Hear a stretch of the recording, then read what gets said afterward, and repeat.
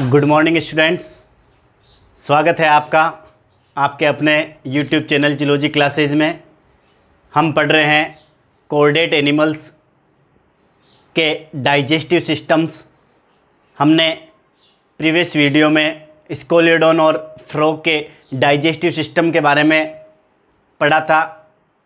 आज हम पढ़ने जा रहे हैं डाइजेस्टिव सिस्टम ऑफ पिजन, अर्थात कबूतर के पाचन तंत्र के बारे में आज हम स्टडी करेंगे।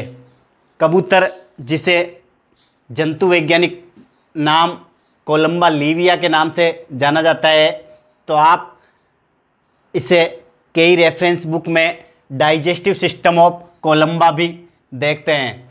तो कोलंबा या पिजन दोनों एक ही चीज़ है। कोलंबा लीविया कबूतर का जंतु वैज्ञानिक नाम है, जो कि बाइनोमियल नोमेनक्लेचर के आधार पर रखा गया है, जिनमें एक नाम वंश और दूसरा जाति को डिनोट करता है। तो डाइजेस्टिव सिस्टम ऑफ पिजन की बात करें तो सबसे पहले हमें पिजन की हैबिटेट के बारे में पता होना चाहिए।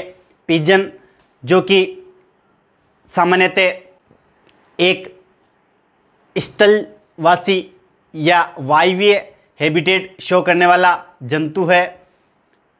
ये फ्लाइट मैकेनिज्म शो करता है, साथ में ये टेरेस्ट्रियल रीजन में भी देखने को मिलता है। ये पुरानी इमारतों, खंडरों, कुओं और पेड़ों पर सामान्यतः देखने को मिलते हैं। इनके अलावा ये बिजली के तारों या वायर पे भी सामान्यतः देखने को मिलते हैं। अतः आप कह सकते हैं कि कबूतर पूर्णतः वायवीय एनिमल है, जो कि एरियल हैबिटेट को रिप्रेजेंट करता है। तो कबूतर के डाइजेस्टिव ट्रैक्ट की बात करें तो इसे हम स्कोलियोडॉन और फ्रॉग के तरह दो मुख्य भागों में बांट सकते हैं, जिनमें फर्स्ट भाग है एलिमेंट्री कैनाल या आहार नाल, और सेकंड पार्ट आता है डाइजेस्टिव ग्लैंड या पाचक ग्रंथियाँ। एलिमेंट्री कैनाल की बात करें तो पिजन में एलिमेंट्री कैनाल मुख से लेकर गुदा या अवस्कर तक के भाग देखने को मिलते हैं। अतः आप कह सकते हैं कि पिजन की आहार नाल सामान्यतः पूर्ण या कंप्लीट प्रकार की होती है, जिनमें मुख से लेकर अवस्कर तक छिद्र उपस्थित होते हैं। सबसे पहले हम बात करें पिजन की, तो पिजन एक हर्बीवोरस एनिमल है, अर्थात शाकाहारी जंतु है। लेकिन कभी कभी ये छोटे छोटे इंसेक्ट्स या कीड़े मकोड़े भी खाते देखा गया है। जनरली ये हर्बीवोरस है, अतः ये अनाज के दाने, घास और कई फ्रूट्स या फसल के बीज सामान्यतः अपने भोजन में लेता है।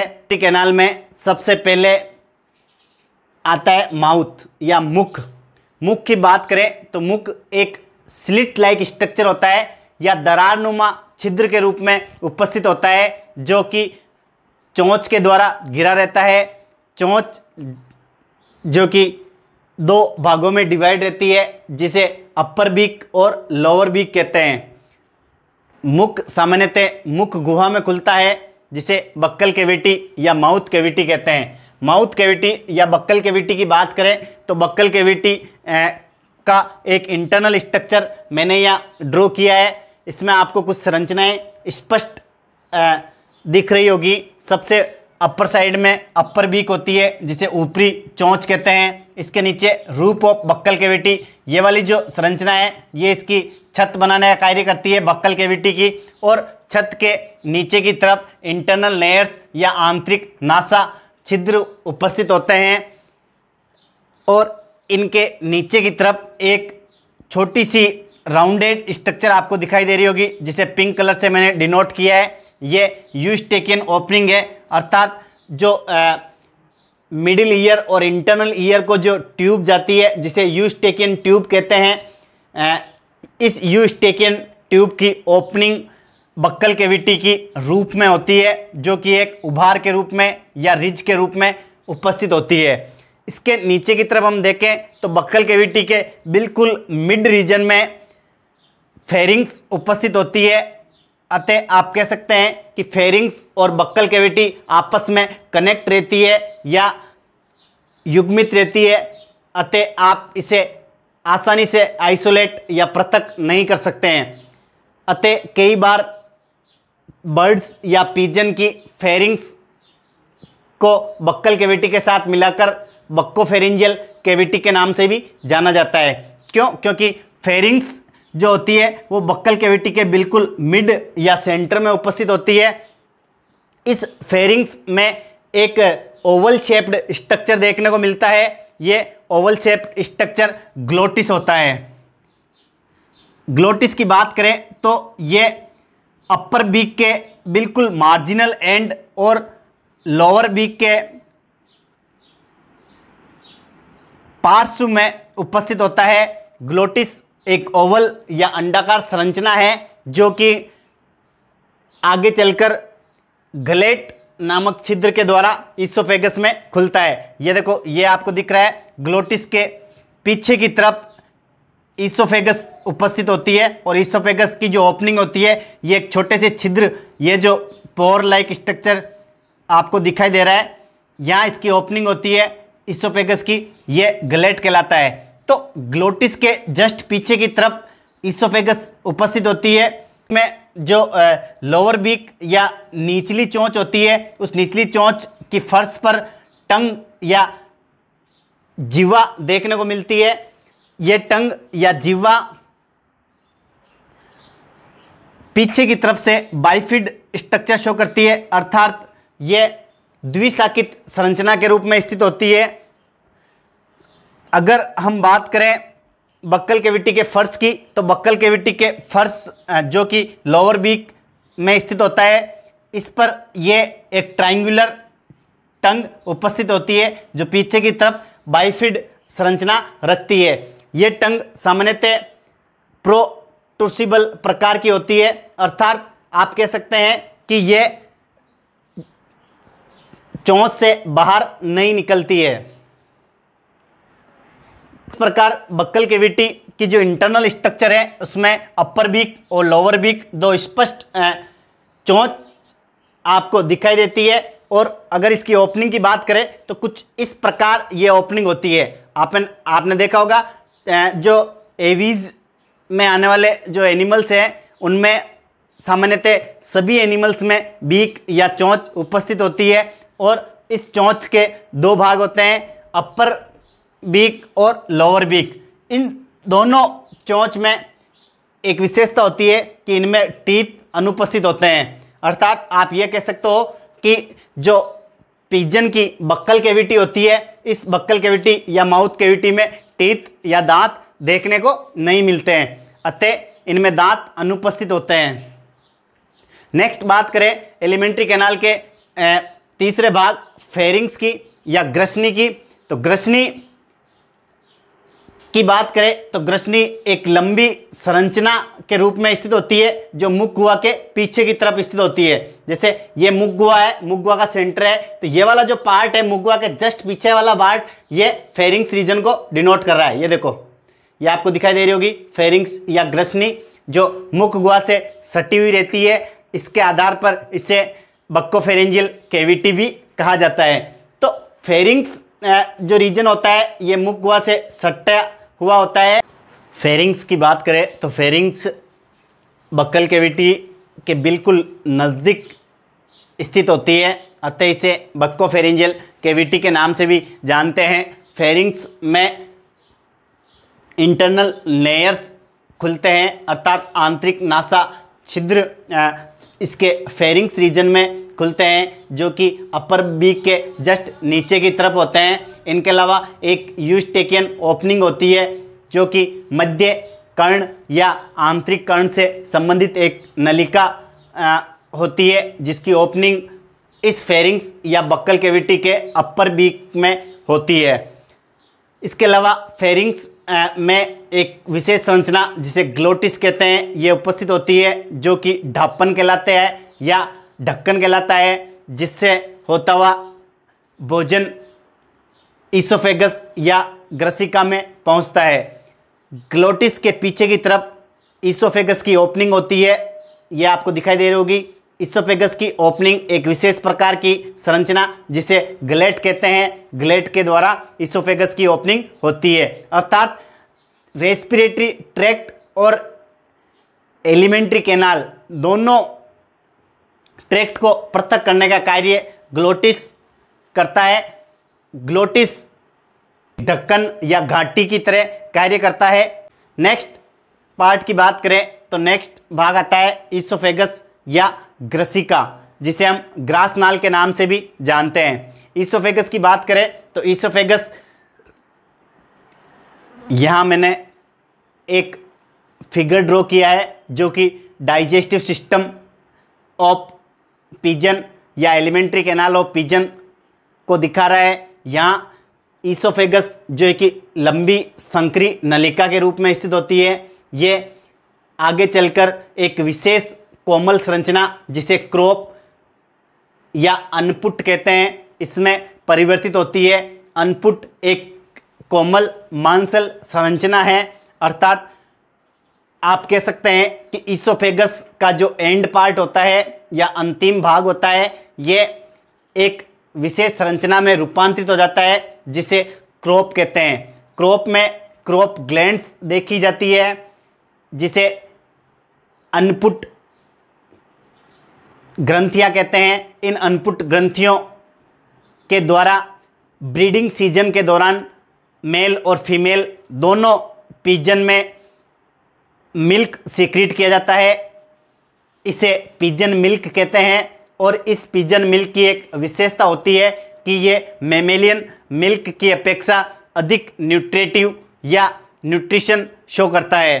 तो पिजन मिल्क ब्रीडिंग सीजन के दौरान इस क्रॉप रीजन की सेल के द्वारा सीक्रेट किया जाता है, या आप कह सकते हैं जो क्रॉप रीजन की जो इनर एपिथेलियम सेल्स होती है, ये सेल्स ही पिजन मिल्क के रूप में सीक्रेट होती है। तो ये अधिक पोषक प्रकार का मिल्क होता है, जो कि इसके ब्रीडिंग सीजन के दौरान मेल और फीमेल पिजन दोनों के द्वारा स्रावित किया जाता है। क्रॉप रीजन की बात करें तो क्रॉप रीजन में कुछ श्लेष्मिक ग्रंथियां भी देखने को मिलती है। इन श्लेष्मिक ग्रंथियों की सहायता से ईसोफेगस से जो भोजन क्रॉप रीजन में आता है वो लसलसा या चिकनाई युक्त हो जाता है। क्यों? क्योंकि यहाँ कुछ श्लेष्मिक ग्रंथियाँ उपस्थित होती है। इन श्लेष्मिक ग्रंथियों के कारण जब भोजन बक्कल कैविटी से होता हुआ फेरिंग्स और ईसोफेगस में आता है तो बक्कल कैविटी में कुछ सेलिवरी ग्लैंड्स की उपस्थिति देखी गई है, लेकिन उन्हें वास्तविक प्रकार की लार ग्रंथियाँ नहीं माना जाता है। क्यों? क्योंकि बक्कल कैविटी में जो सेलिवरी ग्लैंड्स होती है इनमें किसी प्रकार के कोई एंजाइम्स देखने को नहीं मिलते हैं। अतः आप कह सकते हैं कि भोजन के पाचन की प्रक्रिया यहाँ नहीं देखी जाती है। यहाँ केवल भोजन को श्लेष्मा या म्यूकस प्रोवाइड करवाया जाता है, जिनके कारण भोजन लसलसा या चिकनाई युक्त बनता है। इसके बाद में बक्कल कैविटी से जैसे फेरिंग्स से होता हुआ भोजन जब ईसोफेगस में प्रवेश करता है तो ईसोफेगस में क्रॉप रीजन में जब भोजन पहुंचता है तो यहाँ भोजन का मूषण किया जाता है। अर्थात आप कह सकते हैं कि भोजन को छोटे छोटे टुकड़ों में तोड़ने का कार्य इस क्रॉप रीजन में किया जाता है। यहाँ भोजन के मूषण का कार्य किया जाता है, या जो अनाज के दाने आते हैं उन्हें छोटे छोटे टुकड़ों में तोड़ा जाता है। तो क्रॉप रीजन में एक तो प्रमुख कार्य ये हुआ कि ये पिजन मिल्क का सीक्रेशन करता है, और सेकंड कार्य है कि ये भोजन को नम व चिकनाई प्रदान करता है। क्यों? क्योंकि यहाँ विभिन्न प्रकार की श्लेष्मिक ग्रंथियाँ देखने को मिलती है, जिनके द्वारा श्लेष्मा का स्रावण होता है, और श्लेष्मा का स्रावण होने के कारण ये भोजन लसलसा व चिकना हो जाता है। यहाँ से भोजन क्रॉप रीजन से स्टोमक में प्रवेश करता है, जो कि इसका नेक्स्ट पार्ट है। एलिमेंट्री कैनाल का जो नेक्स्ट पार्ट होता है वो है स्टोमक या आमाशय। पिजन के आमाशय की बात करें तो आमाशय एक थैलेनुमा संरचना के रूप में स्थित होता है। इसका अग्रभाग एक नलिका रूपी संरचना के रूप में उपस्थित होता है और इसका पश्च भाग एक लेंस की आकृति के समान विशेष संरचना गिजार्ड में रूपांतरित हुआ रहता है। हम बात करें आमाशय की तो आमाशय का अग्रभाग जो प्रोवेंट्रिकुलस कहलाता है, जिसे प्रोजठर कहते हैं। ये प्रोजठर उभरी हुई नलिका के समान संरचना होती है। इसकी एक विशेषता होती है कि प्रोवेंट्रिकुलस में कुछ गैस्ट्रिक ग्लैंड्स देखने को मिलती है। अतः आप कह सकते हैं कि जो आमाशय या जठर ग्रंथियां जो देखने को मिलती है ये प्रोवेंट्रिकुलस में उपस्थित होती है, जिनकी सहायता से भोजन का पाचन किया जाता है। गिजार्ड की बात करें तो गिजार्ड एक राउंडेड लेंस के समान संरचना है, जिनका प्रमुख कार्य भोजन का मैस्टिकेशन है, अर्थात भोजन के चवर्ण करने का कार्य गिजार्ड रीजन में होता है। हम बात करें प्रोवेंट्रिकुलस की तो जैसे ही क्रॉप रीजन से भोजन प्रोजठर या प्रोवेंट्रिकुलस भाग में आता है, ये आमाशय का अग्रभाग है जो नलिका रूपी उभार के रूप में उपस्थित होता है। यहाँ भोजन का जठर ग्रंथियों की सहायता से पाचन की प्रक्रिया होती है। इसके पश्चात भोजन गिजार्ड या पेशनी में आता है। यहाँ भोजन को बिल्कुल महीन या बारीक कंडीशंस में मेस्टिकेशन या चवर्ण कर दिया जाता है। साथ में इनमें कुछ स्मॉल पेबल्स उपस्थित होते हैं, अर्थात जब पिजन फ्री रहता है तो ये एनवायरनमेंट में से स्मॉल पेबल्स या छोटे छोटे कंकड़ पत्थर बीनता रहता है, जो कि इसके गिजार्ड या पेशनी रीजन में आकर स्टोर रहते हैं। इस पेशनी रीजन में छोटे छोटे पेबल्स या कंकड़ पत्थर देखे जाते हैं, जिनकी सहायता से भोजन की या ग्राइंडिंग या पिसाई होती है और यहाँ भोजन बिल्कुल बारीक कणों में कन्वर्ट कर दिया जाता है। तो गिजार्ड में जो प्रोवेंट्रिकुलस से गैस्ट्रिक ग्लैंड की सहायता से भोजन का जो पाचन हुआ है, ये भोजन जब गिजार्ड में पहुंचता है तो इस लसलसे और चिकनाई युक्त भोजन को बिल्कुल बारीक पीस दिया जाता है और इस पिसे हुए भोजन को जब गिजार्ड से ये इंटेस्टाइन रीजन में प्रवेश करता है तो ये काइम कंडीशन में रहता है, अर्थात अर्धपचित लसलसा या तरल अवस्था में ये भोजन रहता है, जो कि गिजार्ड से इंटेस्टाइन में पहुंचता है। गिजार्ड की बात करें तो गिजार्ड आगे चलकर एलिमेंट्री कैनाल के नेक्स्ट स्ट्रक्चर इंटेस्टाइन में खुलती है। इंटेस्टाइन की बात करें तो पिजन के इंटेस्टाइन को हम सामान्यतः दो भागों में बांट सकते हैं, जिनमें स्मॉल इंटेस्टाइन और लार्ज इंटेस्टाइन आती है। स्मॉल इंटेस्टाइन जो कि सामान्यतः दो भागों से मिलकर बनी होती है, जिन्हें हम डुओडेनम और इलियम कहते हैं। हम बात करें शुद्रांत्र की या स्मॉल इंटेस्टाइन की तो इसकी लेंथ लगभग 75 सेंटीमीटर होती है, अर्थात स्मॉल इंटेस्टाइन 75 सेंटीमीटर के लगभग होती है, जिनमें यू शेप्ड अग्रभाग ड्यूडेनम या ग्रहणी के रूप में होता है। ये वाला जो भाग आपको दिखाई दे रहा है, ये जो गिजार्ड से लेकर गिजार्ड जब इंटेस्टाइन में खुलता है तो ये वाला जो यू शेप्ड आपको स्ट्रक्चर दिखाई दे रहा है, ये इंटेस्टाइन का अग्रभाग है, जिसे डुओडेनम या ग्रहणी कहते हैं। ग्रहणी की लेंथ की बात करें तो ग्रहणी इलियम की अपेक्षा कम लंबाई की होती है, जबकि हम बात करें स्मॉल इंटेस्टाइन के सेकंड पार्ट, जिसे हम इलियम कहते हैं, ये दिखाई दे रहा होगा आपको। ये एक फोल्डेड संरचना है और एक लंबी नलिका के रूप में उपस्थित होता है।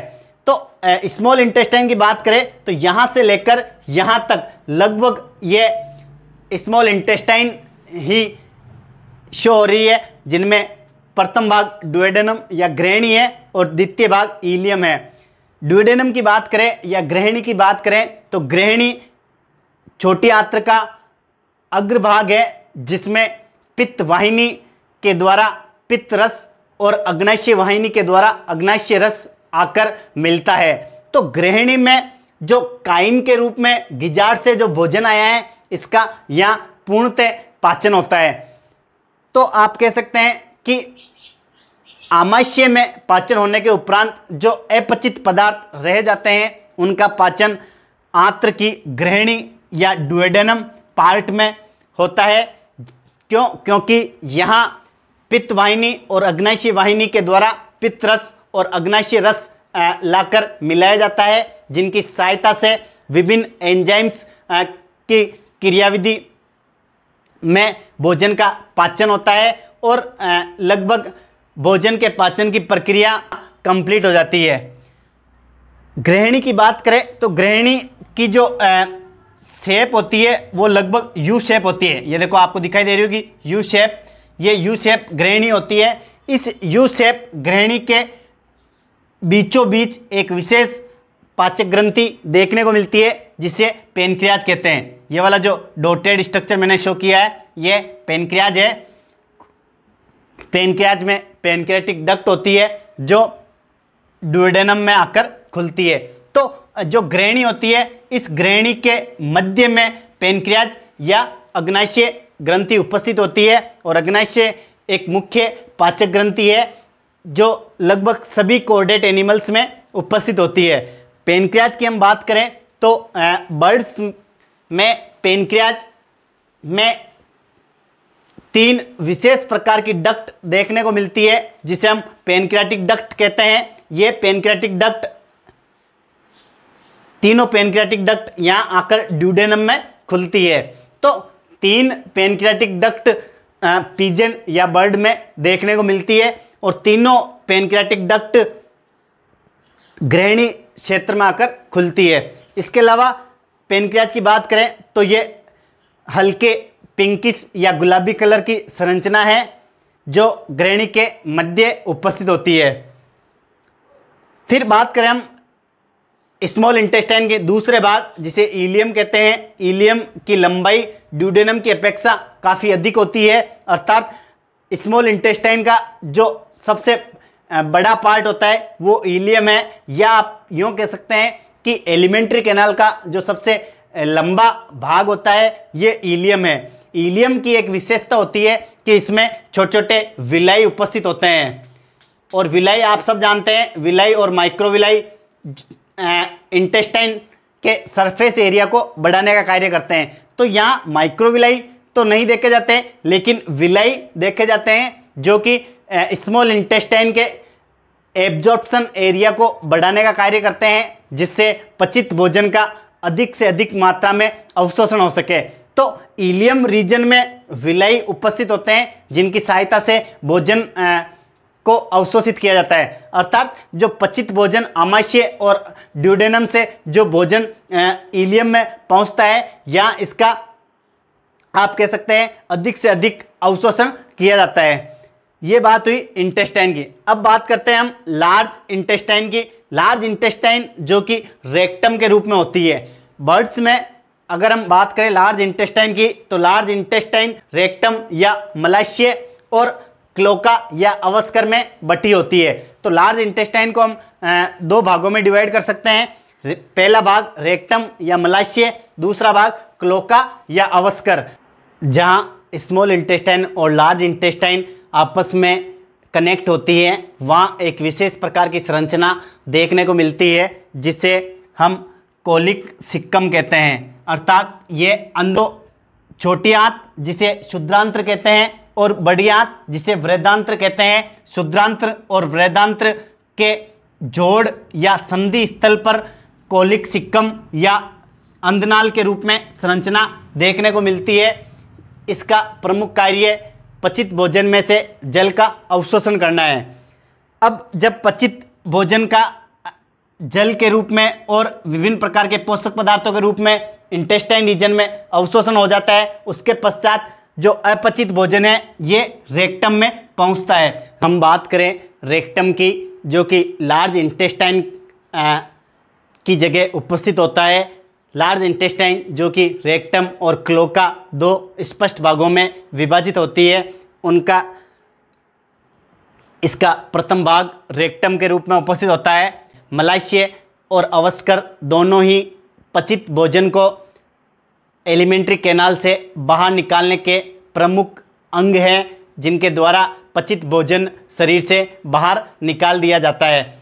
तो रेक्टम की बात करें तो ये वाला भाग आपको दिखाई दे रहा होगा, ये रेक्टम है। रेक्टम की जो ओपनिंग होती है ये क्लोका के प्रथम भाग, जिसे कोप्रोडियम कहते हैं, इसमें रेक्टम की ओपनिंग होती है। अर्थात जो मलाशय है ये क्लोका के प्रथम भाग कोप्रोडियम में खुलता है, क्योंकि क्लोका या अवस्कर 3 भागों में बटा हुआ रहता है, जिनमें कोप्रोडियम, यूरोडियम और प्रोक्टोडियम भाग आते हैं। कोप्रोडियम जो अपर रीजन है, यूरोडियम जो मिड रीजन में है या बीच वाला जो भाग है वो यूरोडियम, और नीचे का जो भाग है वो प्रोक्टोडियम कहलाता है।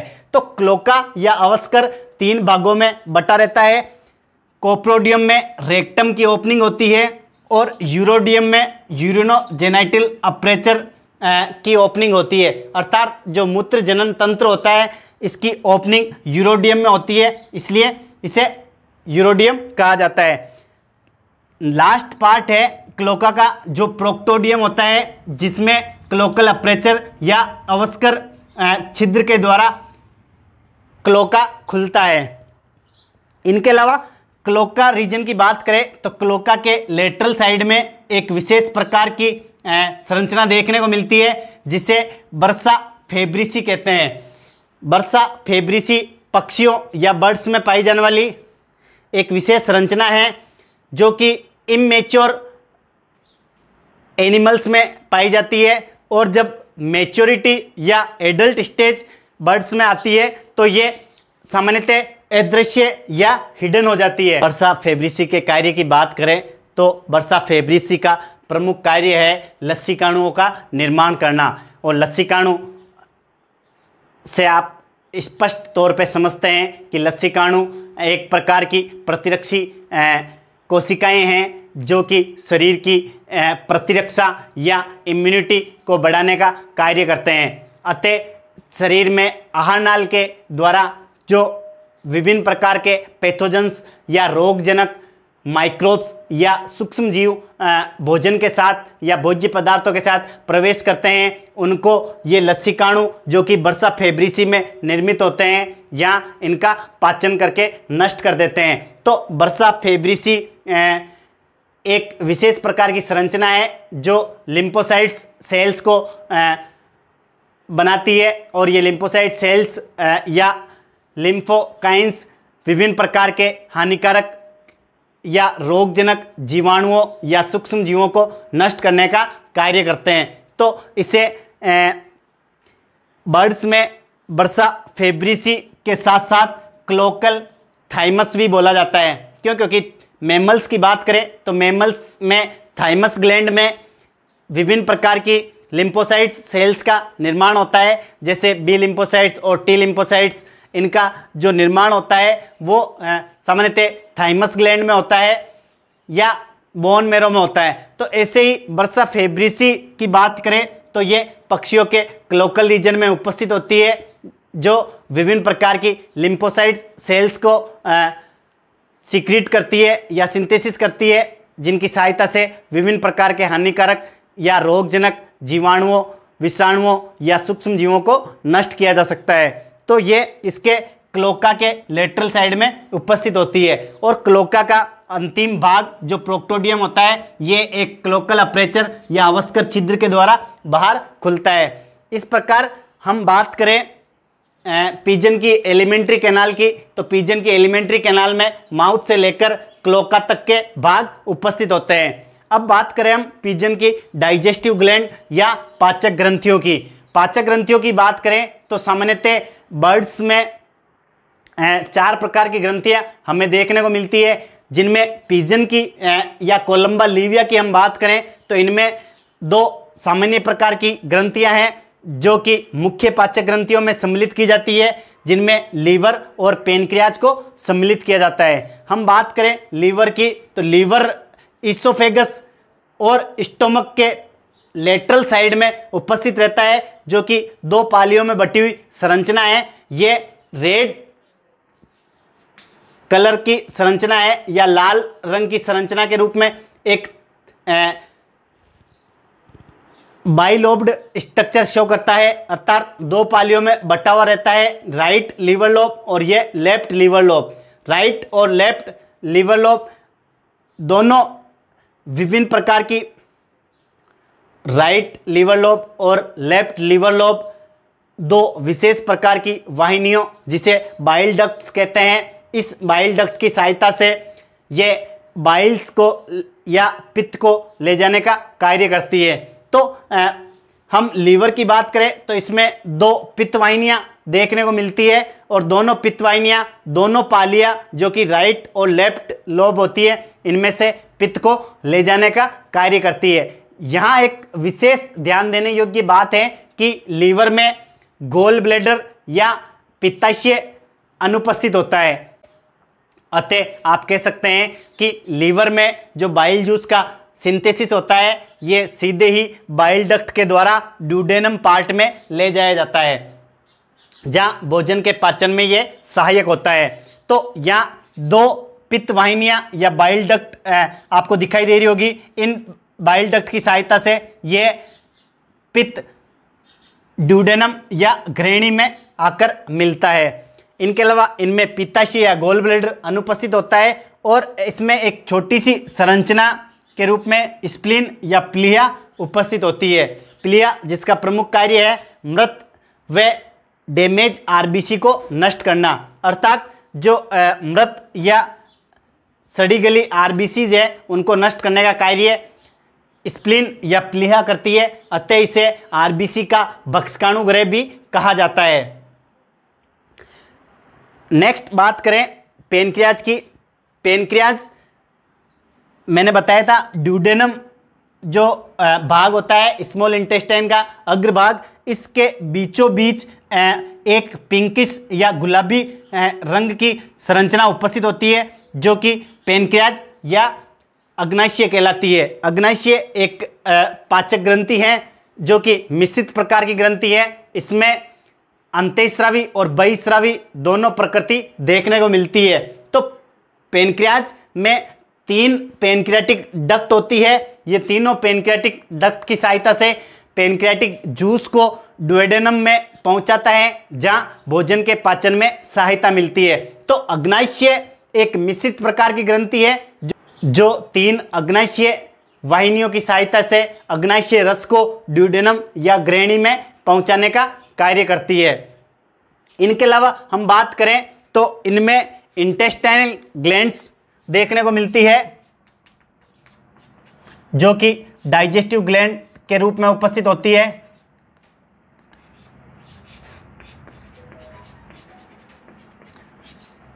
ये इंटेस्टाइनल ग्लैंड्स इनके इंटेस्टाइन रीजन में उपस्थित होती है, जिनमें भी अगर हम बात करें इंटेस्टाइन रीजन की तो ड्यूडेनम या घ्रेणी वाले भाग में ये इंटेस्टाइन ग्लैंड उपस्थित होती है जो कि विशेष प्रकार के एंजाइम्स का सिक्रीशन करती है जो कि पाचन में सहायक होते हैं। जैसे मैमल्स में आपने देखा होगा इंटेस्टाइन ग्लैंड्स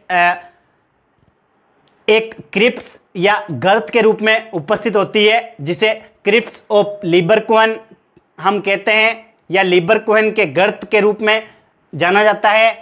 इनका प्रमुख कार्य विभिन्न प्रकार के डाइजेस्टिव एंजाइम का सिक्रीशन करना है, जिनकी सहायता से भोजन के पाचन में सहायता मिलती है या जिसकी सहायता से भोजन का पाचन किया जाता है। तो क्रिप्स ऑफ लीबरकुहन के रूप में यहाँ इंटेस्टाइन में ग्लैंड्स देखने को मिलती है, अतः इन्हें इंटेस्टाइनल ग्लैंड भी कहते हैं। इनके अलावा एक और विशेष प्रकार की ग्रंथियां बर्ड्स या पिजन में देखने को मिलती है, जिसे सामान्यतः गैस्ट्रिक ग्लैंड कहते हैं। और गैस्ट्रिक ग्लैंड की बात करें तो ये गैस्ट्रिक ग्लैंड्स या जठर ग्रंथियां आमाशय में उपस्थित होती है और आमाशय के जो अग्रभाग जिसे प्रोजठर कहते हैं या प्रोवेंट्रिकुलस कहते हैं, इसमें ये जठर ग्रंथियां उपस्थित होती है। यहाँ भी जठर ग्रंथियां विभिन्न प्रकार के डाइजेस्टिव एंजाइम्स का फॉर्मेशन करती है और साथ में सीक्रेशन करती है जो भोजन के पाचन में सहायक होता है और यहीं से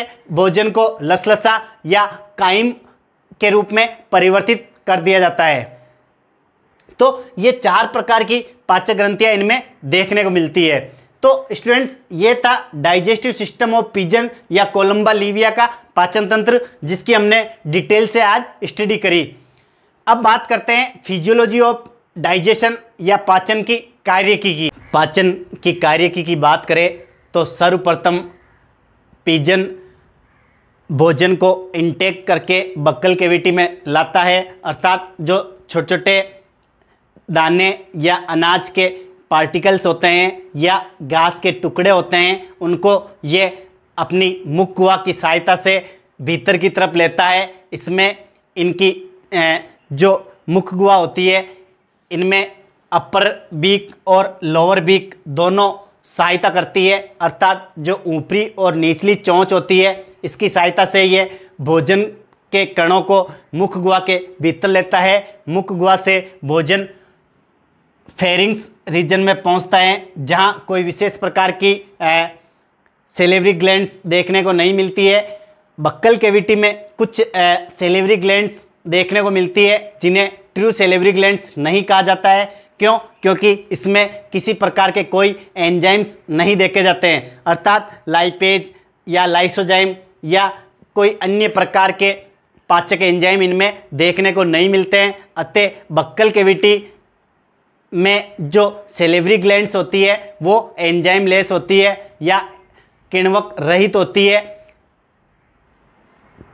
फिर भी इनमें भोजन को चिकनाई या स्मूथनेस प्रदान करने की क्षमता होती है, जिसकी सहायता से भोजन लसलसा और हल्का चिकना बनता है और यहाँ से भोजन फेरिंग्स रीजन में प्रवेश करता है और फेरिंग से भोजन ईसोफेगस में ग्लेट के द्वारा प्रवेश करता है। ग्लेट जो कि ईसोफेगस की ओपनिंग है का एक छिद्र है, जहाँ से भोजन ग्रसनी से होता हुआ ग्रसिका या ग्रासनाल में पहुंचता है। ग्रासनाल में विभिन्न प्रकार की श्लेष्मिक ग्रंथियां उपस्थित होती है, जिनकी सहायता से भोजन में श्लेष्मा मिलती है और भोजन लसलसा और अधिक चिकनाई युक्त हो जाता है। ईसोफेगस की बात करें तो ईसोफेगस पीछे की तरफ एक विशेष कोमल संरचना में रूपांतरित हो जाता है, जिसे क्रोप या अनपुट कहते हैं।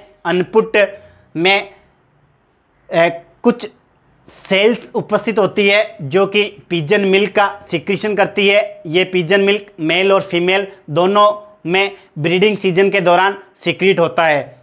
यहाँ से जब भोजन क्रोप से स्टोमक रीजन में पहुँचता है तो स्टोमक 2 भागों में बटा रहता है, जिन्हें प्रोवेंट्रिकुलस, प्रोजठर और गिजार्ड या पेशनी कहते हैं। प्रोवेंट्रिकुलस में गैस्ट्रिक ग्लैंड उपस्थित होती है, जठर ग्रंथियाँ उपस्थित होती है, जिनकी सहायता से भोजन का यहाँ पाचन की प्रक्रिया शुरू होती है और भोजन में विभिन्न प्रकार के डाइजेस्टिव एंजाइम्स की उपस्थिति में पाचन लगभग आधा पाचन यहाँ संपन्न हो जाता है। यहाँ से जब भोजन गिजार्ड में पहुँचता है तो इसमें श्लेष्मिक ग्रंथियों के द्वारा श्लेष्मा एड हुआ रहता है। इसके साथ साथ में विभिन्न प्रकार के पाचक एंजाइम इनमें उपस्थित होते हैं।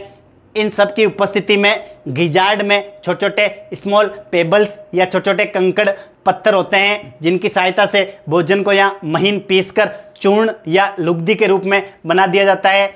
यहाँ से जब भोजन इंटेस्टाइन रीजन में प्रवेश करता है तो इंटेस्टाइन रीजन में प्रवेश करने पर ड्यूडेनम या ग्रहणी भाग में जो पित्त वाहिनी और अग्नाशय वाहिनी आकर खुलती है, वो पित्त रस और अग्नाशय रस साथ में लाती है, जिनकी सहायता से भोजन के पाचन की शेष प्रक्रिया या ड्यूडेनम या ग्रहणी में संपन्न होती है। और साथ में कुछ इंटेस्टाइन ग्लैंड भी ड्यूडेनम में देखने को मिलती है, जिसे आंत्रीय ग्रंथियां कहते हैं। ये आंत्रीय ग्रंथियां क्रिप्स या गर्त के रूप में उपस्थित होती है, जिनकी सहायता से भोजन का पाचन की प्रक्रिया समाप्त होती है। तो क्रिप्स में विभिन्न प्रकार के इंटेस्टाइन के डाइजेस्टिव जूस उपस्थित होते हैं, जिनकी सहायता से भोजन का लगभग पाचन कर लिया जाता है। इनके अलावा जब भोजन स्मॉल इंटेस्टाइन के ड्यूडेनम या ग्रहणी भाग से जब इलियम में प्रवेश करता है तो इलियम में कुछ विलाई या फिंगर लाइक प्रोजेक्शंस देखने को मिलती है, जिनकी सहायता से पचित भोजन का यहाँ अवशोषण किया जाता है और अधिकांशतः भोजन का अवशोषण स्मॉल इंटेस्टाइन रीजन में कर लिया जाता है। अब जो